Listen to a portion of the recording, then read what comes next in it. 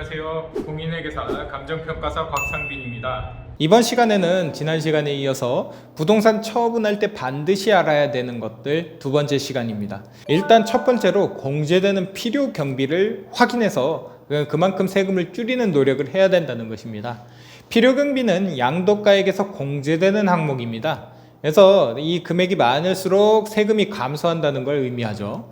이 사전에 공제 대상 필요 경비로 인정되는 것에 어떤 것이 있는지 살펴볼 필요가 있는 이유입니다. 이 필요 경비로 인정되는 것은요, 첫 번째 취득세가 필요 경비로 인정이 되고요, 두 번째로 등록세, 그리고 세 번째 공인중개사, 법무사, 수수료 등, 그리고 세시나 거실 확장, 발코니 확장, 붙박이장 확장, 보일러 교체 등 자본적 지출도 필요 경비로 인정이 되고요. 그리고 세무신고 비용, 계약서 작성 비용도 물론 필요 경비로 인정이 됩니다. 필요 경비로 인정되지 않는 거를 좀 체크를 해 보셔야 되는데요.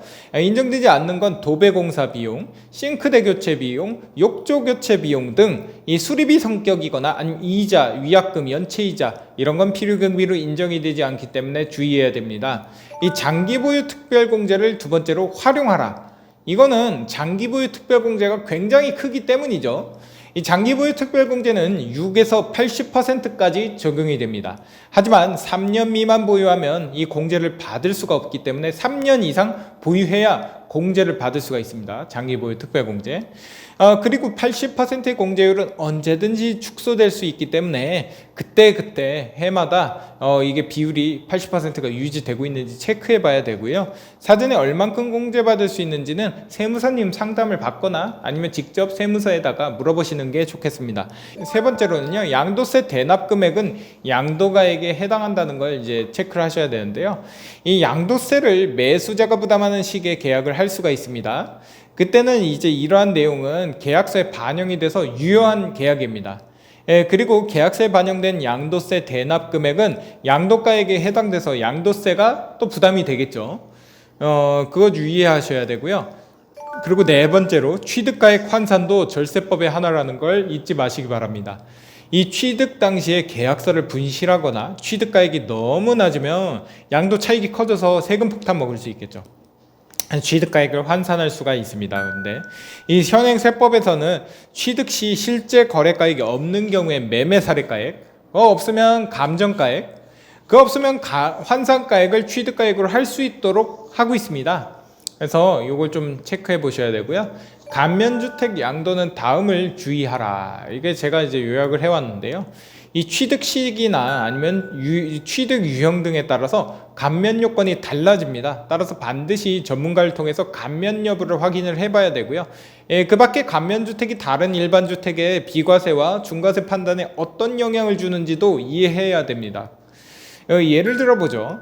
이 조정 대상 지역에서 감면주택 한 채와 일시적으로 2주택 비과세 주택을 보유한 상태에서 비과세 주택을 양도한다고 한번 해봅시다.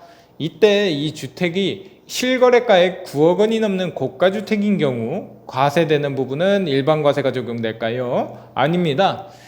중과세가 적용됩니다. 중과세를 판단할 때 감면주택은 주택수에서 제외되지 않고 포함되기 때문에 그걸 주의해야 된다는 겁니다. 그리고 여섯 번째, 바뀐 양도세 신고 방법에 주의해야 됩니다. 이 양도세 신고는 양도일이 속하는 달의 말일로부터 2개월 이내에 신고를 해야 됩니다. 신고하지 않으면 가산세를 내야 되겠죠. 이런 의무를 이행하지 않으면 20%의 가산세가 부과되고요. 그리고 예정신고 누락 후에 확정신고를 하면 가산세를 10%로 감면해 줍니다. 요거 체크하시고요. 합산과세에 주의해야 되겠죠. 자, 1년에 2회 이상 누진세율 적용 대상 자산을 양도하면 합산과세가 됩니다. 따라서 세금이 증가될 수 있는 거에 유의해야 되고요. 여덟 번째로 양도차손은 양도차익에 통산시켜라. 이게 중요한 절세법입니다. 뭐냐면 양도를 2회 이상 하면 과세 대상 자산에서 발생한 양도 차손은 양도 차익에서 차감을 퉁칠 수 있다는 겁니다. 차감시킬 수 있습니다. 이렇게 되면 세금이 줄어들기 때문에 상당한 절세 효과가 발생할 수 있고요. 다만 양도 차손은 다음 해로 2월 공제가 되지 않기 때문에 이걸 주의해야 됩니다. 그리고 아홉 번째로 허위 계약서 작성하면 절대 안 됩니다. 비과세나 감면 대상자가 다운 계약서 아니면 업 계약서 이렇게 작성하면 나중에 비과세 혜택이 날아갈 수 있기 때문에 주의하셔야 되고요. 그리고 10번째로 증여받은 부동산은 5년 후에 처분을 해야 됩니다.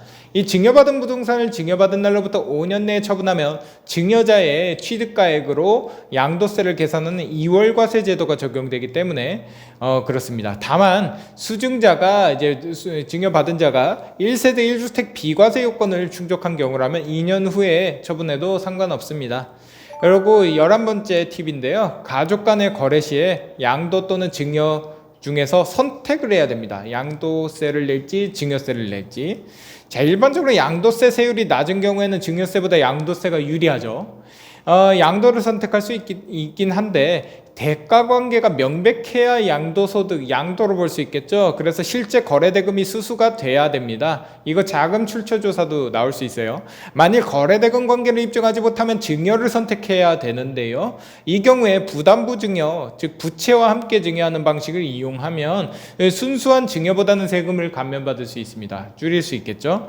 그리고 12번째 마지막인데요. 이 계약 전에 미리 세금 문제를 검토해야 된다는 거 아주 일반적인 상식인데 이거 검토 안 하시는 분들도 있습니다. 계약서에 사인을 하면 세금 문제가 이미 결정돼서 대안을 찾을 수가 없습니다. 그렇기 때문에 계약서를 작성하기 전에 미리 세금 문제를 검토하시기 바랍니다. 자, 여기까지가 이제 부동산 처분할 때 반드시 체크해야 될, 반드시 알아야 될 점들에 대해서 알아봤습니다. 오늘은 여기까지 하겠습니다. 감사합니다.